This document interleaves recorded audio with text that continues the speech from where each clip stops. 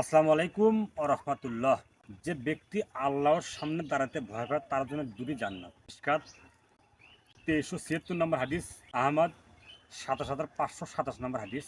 আবু দারদা রাদিয়াল্লাহু তাআলা আনহু থেকে বর্ণিত, তিনি বলেন, রাসূল সাল্লাল্লাহু আলাইহি ওয়াসাল্লাম জুমার দিনে খুতবা দেওয়াকালে তিনি বললেন, ব্যক্তি আল্লাহর সামনে দাঁড়াতে ভয় পায় তার জন্য দুটি জান্নাত। তখন আবু দারদা রাদিয়াল্লাহু তাআলা আনহু বললেন, আল্লাহ রাসূল, ওই ব্যক্তি যদি চুরি করে, জেনা করে, তাহলে সে কি জান্নাতে যাবে?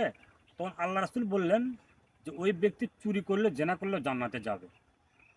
আবার দ্বিতীয়বার আল্লাহ রাসূল বললেন, যে ব্যক্তি আল্লাহর সামনে দাঁড়াতে ভয় পায় সে ব্যক্তির জন্য দুটি জান্নাত।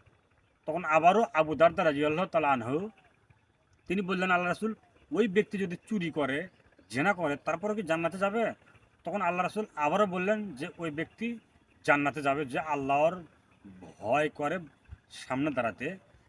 তৃতীয়বার আবার আবু দারদা রাদিয়াল্লাহু তাআলা আনহু বললেন যে আল্লাহ রাসূল, ওই লোক চুরি করলে, জেনা করলে জান্নাতে যাবে?